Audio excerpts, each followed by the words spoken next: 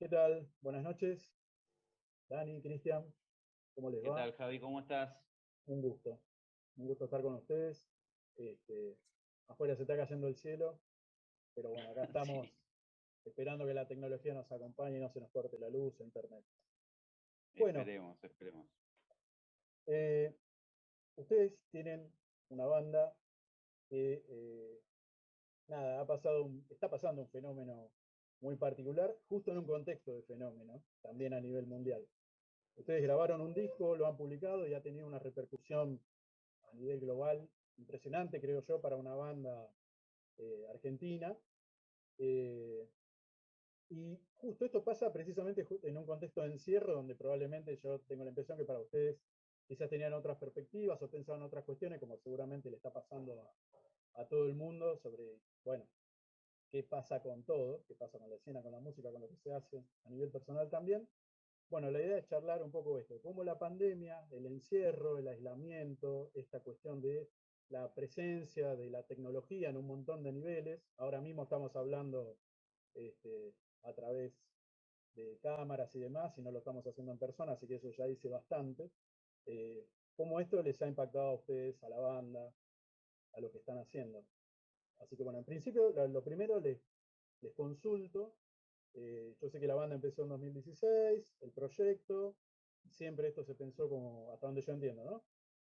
Como una banda no de escena, sino, digo, no de escenario, sino una banda de estudio, ¿no? O sea, el proyecto siempre Ujú. era grabar, bueno, ir creando y demás.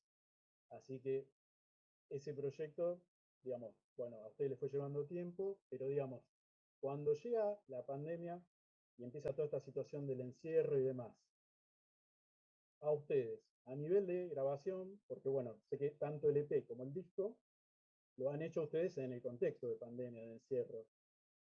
Bueno, ¿cómo influyó esto para ustedes?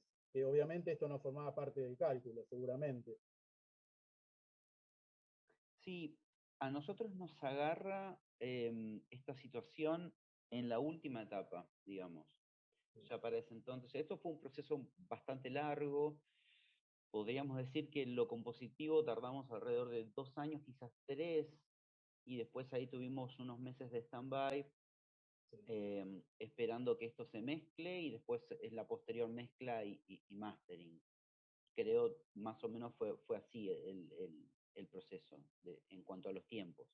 sí, Y después, bueno, nada, el esperar eh, para su lanzamiento, ¿no? Entonces, desde que nosotros un día nos juntamos y dijimos, che, vamos a hacer algo, hasta que el disco se lanza, pasan 4 años. En el medio hay como diferentes etapas previas. sí, No es que nos pusimos a grabar y el día que terminamos fue el día que se subió. Que a veces pasa con algunos proyectos, ¿no? Hay algunos proyectos que son gestados tal vez en forma independiente y entonces es realmente, no sé, el lunes lo terminaste, lo escuchaste un par de días y decías, bueno, el viernes ya lo subo a internet y lo presento. Acá como que hubo ciertas cuestiones previas, entonces podríamos decir que lo que fue la composición y la grabación fue fuera de la pandemia. Lo que fue mezcla, mastering y después lo que era la decisión de editarlo, cómo lo editábamos y los contactos con los sellos, eso fue todo en pleno proceso de pandemia, que fueron ya casi vamos para 2 años y medio, ¿no? De esto, ¿ya? Medio, sí. Año Bueno, y medio estamos. fíjate, mira, yo perdí la cuenta. Eso creo que también es una característica, ¿no? La temporalidad confunde y desorienta un poco. sí, Eh, es algo que medio nos da, bueno, que queda un poco expresado en este descuido que no sé si pasó 1 año y medio o 2, en ese sentido, ¿viste? Este contexto es un poco confuso. sí, Em, Así que bueno, nos quedó ahí, nos quedó a medio terminar y después la pandemia fue quizás lo que nos agarró en el último proceso. Así que muchísimas decisiones fueron tomadas de esta forma: videoconferencias, llamados telefónicos, mails, pero lo que fue lo creativo sí, eso justo nos agarró en un periodo en el cual estábamos conectados y en una cuestión de presencialidad, ¿no?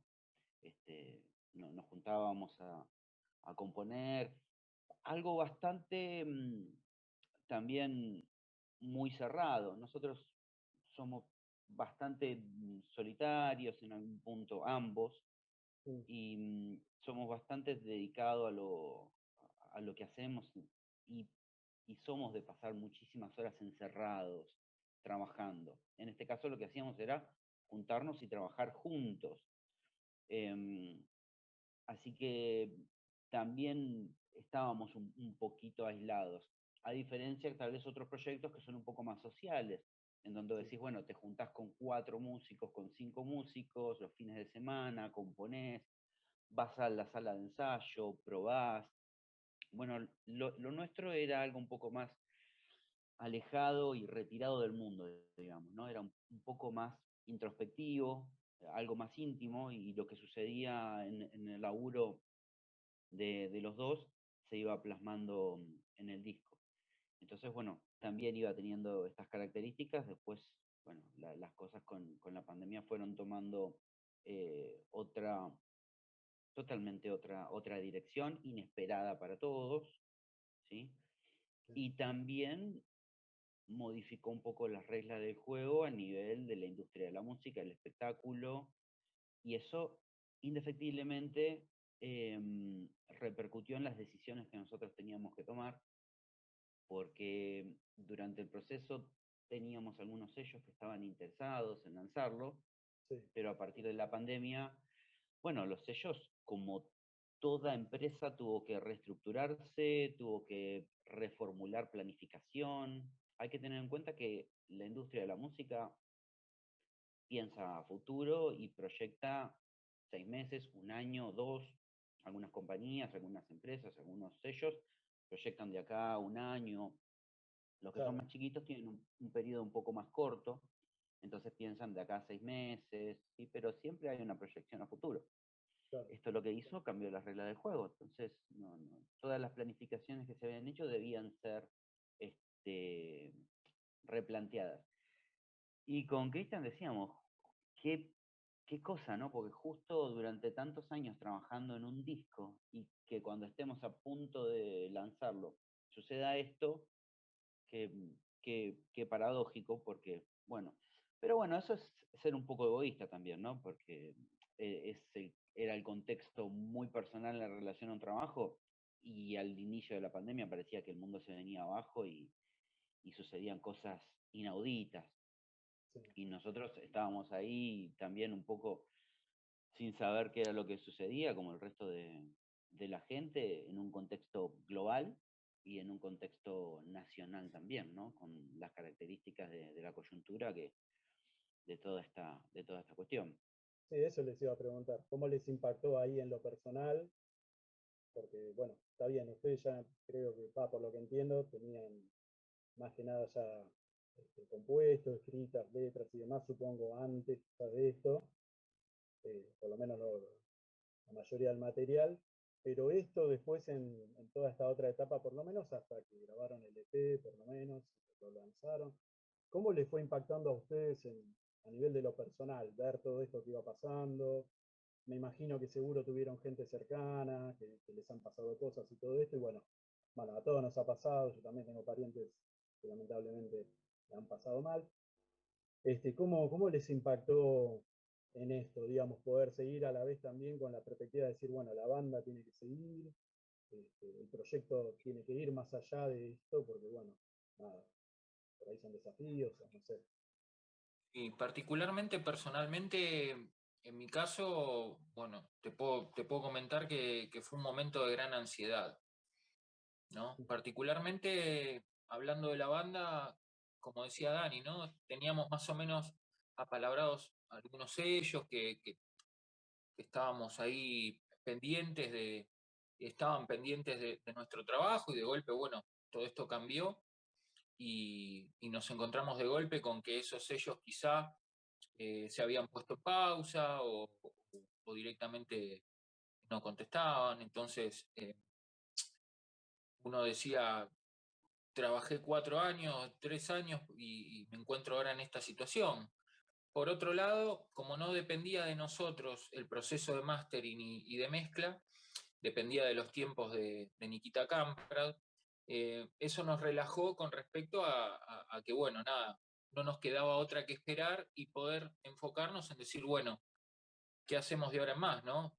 Tenemos que buscar un sello, nos tenemos que enfocar en eso y también en mi caso, yo no hablo en caso de Dani, ¿no? Hablo en mi caso, eh, fue raro el hecho de que nosotros, como decía Dani, veníamos trabajando prácticamente en una convivencia, ¿no? Nosotros trabajábamos día y noche, él salía de su trabajo, venía a casa y de casa se iba a trabajar. Y yo igual, y los fines de semana no había ninguna salida a ningún lado. Era estar, él venía los viernes a la noche al salir de trabajar y se iba el lunes a trabajar. Claro. Y fue como un trabajo que venía de una manera muy intensa a decir, bueno, ahora tenemos que trabajar de forma remota. Dani, por su trabajo, que calculo que él lo va a contar, él tuvo un año bastante heavy metal con todo esto. Entonces, ya empezó a ser distinta la cosa, ¿no? De poder estar todo el tiempo juntos, a decir, bueno, cuando podemos, a ver qué esto, qué el otro, y había que resolver un montón de cuestiones, ¿no? Claro. Después, con respecto a lo personal, a mí me pasó que yo trabajo en una entidad deportiva y, bueno, mi entidad deportiva paró completamente. Eh, y bueno, en su momento, cuando fue el comienzo de todo esto, para mí fue muy incierto y fue un momento de mucha ansiedad el saber qué iba a pasar con todo esto, cuándo se iba a volver a reanudar, porque yo dejé de trabajar. Claro. Yo dejé de trabajar, yo pasé o sea, el primer mes dije qué lindas vacaciones, el segundo mes dije qué linda vacación, el tercer mes dije qué está pasando, ¿viste? Claro. Eh, y bueno, eso fue un momento de mucha ansiedad, ¿no? Hasta que volví a retomar el trabajo recién en marzo de este año. O sea, yo estuve prácticamente 11 meses y medio sin trabajar. Es un montón. Claro. A mí, en mi caso particular, yo soy psicólogo clínico Sí. y trabajaba para una institución en ese momento, en un área que estaba en lo que era el área de discapacidad. ¿Sí? Yo estaba en la parte de orientación a padres de un dispositivo para chiquitos con discapacidad. Sí. Así que los primeros meses, yo te diría que todo el primer año de la pandemia, yo no tuve un minuto de descanso porque el trabajo se multiplicó, se complicó, se tuvo que estructurar totalmente de otra manera. Y los primeros meses, por ejemplo, nosotros no cobrábamos sueldo, porque desde el gobierno no giraban el dinero para la superintendencia no giraban para las obras sociales y por ende no nos pagaban. Así que los primeros meses yo estaba trabajando 3 veces más de lo que habitualmente estaba trabajando, sin ningún tipo de remuneración, ni tampoco podía pedir ningún tipo de ayuda, porque en realidad yo estaba en ejercicio de la profesión, Sí. pero por estas cuestiones administrativas yo estaba con una especie de vacío legal en el cual no tenía ningún tipo de, de ayuda por parte del gobierno, de lo que fuere, ni tampoco podía dejar de trabajar porque en algún punto también trabajando en salud estábamos un poco como llamados a, bueno, a intentar ayudar todas estas cuestiones. Entonces, desde lo que te puedas imaginar, desde ataques de pánico, crisis de nervios, y preguntas y angustias varias, se dispararon exponencialmente. Lo que era consultorio particular en el cual yo trabajaba, mucha gente había dejado de trabajar, entonces no podía abonar su tratamiento. Yo de todas formas seguía atendiendo, más allá de que no les cobraba a los pacientes porque entendía la situación. Así que los ingresos no estaban ni de un lado ni del otro y yo intentando como, bueno, hacer malabares con esto. Al margen de esto, tengo la suerte de conocer mucha gente por el mundo, por amigos que están afuera. Y claro, sabiendo que soy psicólogo, capaz fue una cosa que todo el mundo estaba con ansiedad, con crisis de nervio, con crisis de angustia. Entonces, mi celular no paraba nunca. Si no me llamaba uno, me llamaba el otro, si no me llamaba alguien de España. Y hay que recordar que en aquel momento yo tengo muchos amigos en España y en Italia. Y en aquel momento, cuando todo arrancó, España era un caos, Italia era una pesadilla. Entonces, Sí, sí, sí. el teléfono todo el tiempo sonando. Así que fueron meses bastante agitados, ¿sí? Y desde lo personal también poder encontrar un punto de decir, bueno, necesito ponerle un freno a esta cuestión del desborde y empezar a organizar porque no estaba pudiendo dormir de la cantidad de cosas que tenía que hacer, ¿no? Y desde el laburo más inmediato, que era con el que yo me estaba conectando en ese momento, hasta, bueno, nada, familiares, amigos, conocidos, lo que fuere. Y después, bueno, nada, durante todo ese año te diría que mantuvo más o menos el mismo ritmo. Después la cuestión de los honorarios se empezó un poco a regularizar, pero el trabajo ya no era el mismo que antes, sino que había que hacer seguimientos, llamados por teléfono, planillas. Lo que antes era ir a la clínica y trabajar en forma presencial, se volvió una pesadilla. Así que durante todo ese periodo yo me alejé bastante de la música. Chris, en ese sentido, lo entendió perfectamente. Eh, no tuve tiempo quizás de seguir componiendo otras cosas nuevas. Con Chris tenemos varios proyectos paralelos en los cuales veníamos trabajando y dijimos, bueno, una vez que tengamos lo de los males, seguimos con estos otros proyectos. Y todo eso tuvo que ponerse en En espera, suspenso, porque claro. personalmente yo no podía conectarme con eso. De hecho, es el día de hoy que, no sé, tengo la guitarra ahí, me había comprado una guitarra hacía poquito y creo que habría tocado una sola vez, porque por falta de tiempo y el poco tiempo que tenía, quería aprovechar para descansar, dormir un poco. Entonces, me alejó bastante. Hay gente que, bueno, nada, pudo tener más tiempo para conectarse con esto, quizás conectarse con la música. A mí en algún punto me alejó bastante. Pero en ese sentido, eh, ya el trabajo compositivo de escritura y de grabación ya lo teníamos hecho con Chris.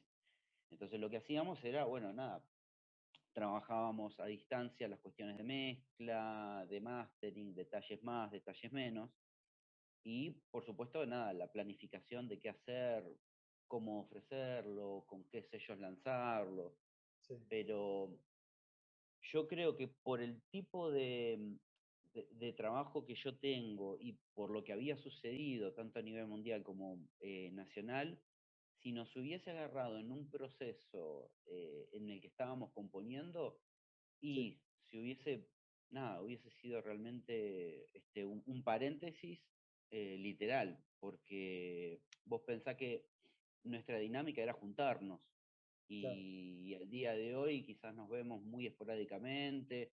Yo cuando quizás voy a lo de Chris y voy a charlar con él o nos juntamos para algo, intento estar como en algún punto controlando de no haber estado con nadie que haya estado en una situación en la cual uno puede llegar a contagiarse, ¿viste? Yo sigo, al día de hoy sigo teniendo esos recaudos, yo sigo atendiendo en forma virtual y también en forma presencial, Sí, y sigo teniendo los recaudos, las manos, el barbijo, la distancia, ambientes ventilados, ¿viste? O sea, porque la cuestión no terminó. Como no, bien vos decís, en algún punto conocidos, amigos, uno tiene a veces conocidos que han partido, lamentablemente, y bueno, por suerte las vacunas, la cuestión de la vacunación está avanzando y esperemos que esto en algún punto baje la cantidad de fallecimientos, ¿no? Y deje de colapsar lo que son las terapias intensivas, que por lo último que estuve interiorizándome en el tema, está pasando, no está, por supuesto, como al principio, pero todavía no se sabe demasiado. Hay no, lugares en Europa que, bueno, están abriendo recitales, están teniendo lugar, y después en otros lugares empiezan a barajar la posibilidad de acotar los horarios, la cantidad de público. Es bastante incierto todo, sin que aparezca otra variante, de que complique la situación. sí. una nueva Es cepa o alguna otra cosa que, A dosis. totalmente. claro, Ujú. sí, sí, sí, Totalmente, totalmente. Así que está raro, está raro. Pero bueno, mientras tanto uno intenta, como decíamos con Chris, bueno, focalicémonos en las cosas que sí podemos hacer. ¿Qué queda por hacer? Tal cosa. ¿Lo podemos hacer? Bueno, ok, hagámoslo. En ese sentido, somos bastante proactivos con Chris. No nos quedamos de brazos cruzados nunca, intentamos como reinventar sobre la marcha con los elementos que tenemos sí, y con lo que disponemos, ¿sí? Entonces, seguir buscándole la vuelta desde otro lado, dentro de un contexto que, bueno, nada, está bastante incierto todo todavía. sí. Esperemos que en breve esto mejore, no te digo soluciones porque eso es discutible. Pero bueno, en parte ustedes ya algo están diciendo, pero bueno, les quería consultar, bueno, ya más o menos creo que queda obvio de que, pero bueno, igual les consulto. ¿Ustedes piensan que si no hubiese acontecido todo esto de pandemia, encierro y demás, eh, las cosas se hubiesen dado más o menos como se están dando a nivel de la banda, la repercusión, la edición, el impacto que está teniendo esto? Quizás esto influyó de alguna manera, para bien, para mal. ¿Tienen ustedes una perspectiva de eso? Yo tengo, con Chris lo hemos charlado, a nosotros nos ha complicado en muchas, en muchos aspectos. Eh, el primero de ellos es, por ejemplo, es el más superfluo quizás, pero bueno, no deja de repercutir en nosotros esto. Nosotros teníamos programado una versión que se iba a lanzar en vinilo y esto se iba a lanzar alrededor de mayo, por ejemplo. Eh, digo, hubo todo un delay y una demora en firmar con un sello, en poder lanzar el disco, sí, y demás. Pero, digo, saltando y yendo a ese punto, una vez que ya tenemos el disco, la pandemia hoy por hoy nos está complicando mucho la cuestión de poder llegar a un montón de lados. Claro, Te lo pongo súper rápido. Em, Latinoamérica todavía sigue utilizando el formato CD. En Europa es mínimo la cantidad de CDs que se venden y lo que se vende en Europa es el vinilo. claro, Corta la bocha, no hay mucha vuelta que darle. Estados Unidos, Canadá y Europa, vinilo, a full.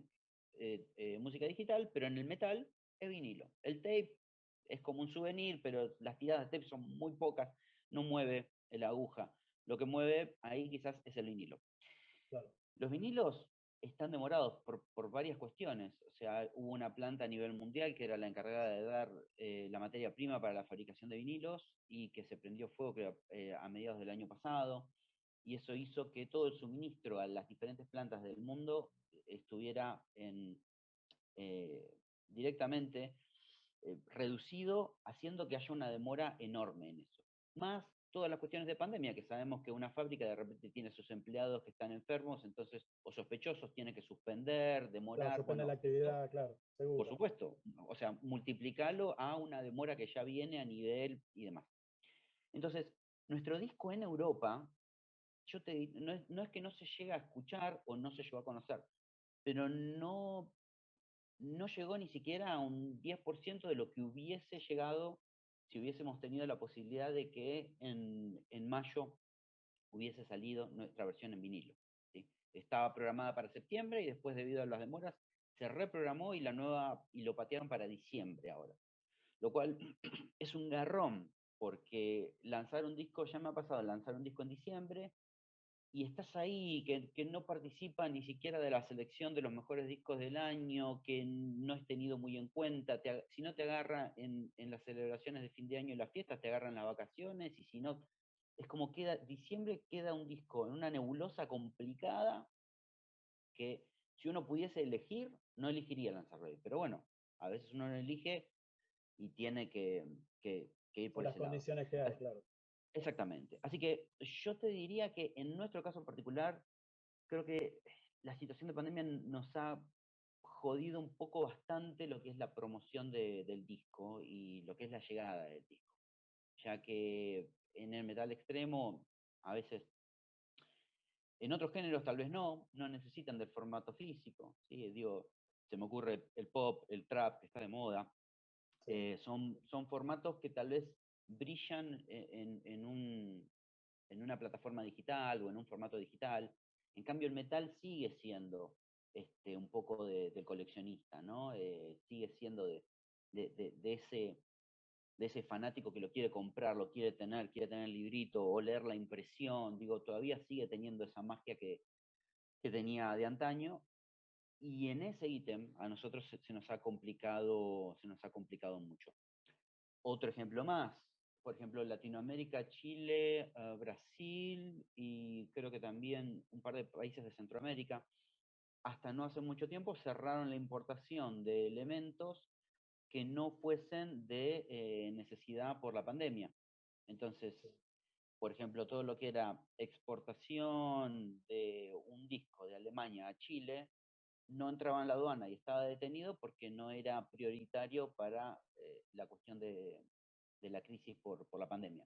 Claro. Entonces, un envío, ¿sí?, de Europa, más allá de toda la complicación que tenemos en Latinoamérica para ingresar material extranjero, tenía muchísimas más complicaciones, porque por definición no entraba entre los elementos que pasaban Claro, no era por la vital. aduana. Claro. No era vital.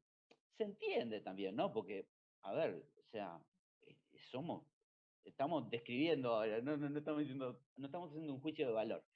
Por supuesto, si lo prioritario son guantes descartables y barbijo, ¿qué carajo importa que entre un disco más, un disco menos? No importa. Bueno, más allá de que, bueno, justo sea tal vez algo de lo que uno quería que suceda, pero se entiende. Pero bueno, ante esta situación, a nosotros nos ha pegado por ese lado, ¿no? Por ese lado, y yo creo que ha retrasado muchísimo lo que era la difusión del disco, que de otra forma, no sé hasta dónde hubiese llegado o cómo hubiese llegado, pero no hay ninguna duda de que encuentra su primer límite ahí en la dificultad de distribución por, bueno, legislaciones de los diferentes países, falta de suministros para la edición en las fábricas que procesan y hacen los vinilos.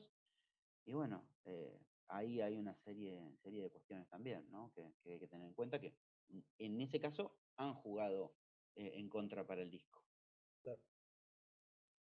Bueno, y estábamos diciendo y esperamos que esto en breve, no digo que se solucione, pero por lo menos que adquiera algún viso de relativa normalidad, ¿no? Se pueda controlar y volvamos a algún nivel de contacto físico que se extraña mucho. ¿Qué piensan ustedes de cómo va a seguir esto? Ya sé que la banda en particular no es una banda de en vivo, pero digamos, recitales, lugares de socialización, ¿no? Bueno, el black metal en particular también tiene sus maneras, ¿no? Sus lugares que no son precisamente súper masivos, pero bueno, tiene igual un público fiel. ¿Qué piensan ustedes? ¿Cómo creen que por lo menos aquí, en Argentina, eh, qué perspectiva tienen de cómo va a seguir esto? ¿Volverán a abrir ciertos lugares? ¿Volver a ver un nivel de socialización como había antes? ¿No? Juntarse, la previa a los recitales, lugares de encuentro para intercambiar música, fanzines y demás. ¿Piensan que algo así va a volver? ¿Limitaciones a eso?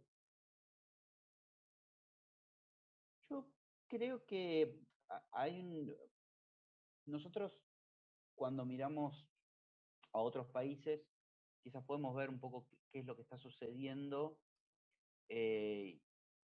y a veces es como una especie si sabemos ver, es como una especie de ventana al futuro, ¿no? ¿Qué es lo que podría suceder en Argentina si de acá a unos meses? Y la tendencia es un poco, bueno, a explotar los recitales al aire libre, por ejemplo, ¿sí? Entonces yo creo que va a haber una tendencia a, nada, modificar algunos horarios para que haya más recitales durante el día y no a la noche, no en lugares cerrados. Pero bueno, ahí justo se plantea este inconveniente de que este estilo es un tanto underground y siempre se ha hecho lugar y se ha mantenido vivo en los nichos y en esos lugares pequeños, ¿no? Y cerrados. Entonces, pensar un mega recital abierto, al aire libre, a veces es como pensar una estructura que no la tiene para Latinoamérica en su gran mayoría, y para Argentina es un tanto complicado. ¿Sí? Digo, no sé si hay tantos, o si hubo tantos eventos de metal extremo al aire libre en Argentina. Entonces, yo creo que quizás algo de esto va a tener que pasar, pero no sé si la escena da para poder sostenerlo. ¿Sí? Si podríamos decir, bueno, ok, los conciertos a partir de ahora van a ser en predios abiertos, y bueno, que tenemos que pensar en plazas, en sociedades de fomento abiertas, no sé, la verdad, no De sé. hecho, ya hay Y varias después, bandas que están pasando de largo, que han anunciado fechas en Latinoamérica y están pasando de largo. Y yo creo que tiene que ver con lo que dice Dan, completamente. Sí, está sí, complicado. sí, sí, sí.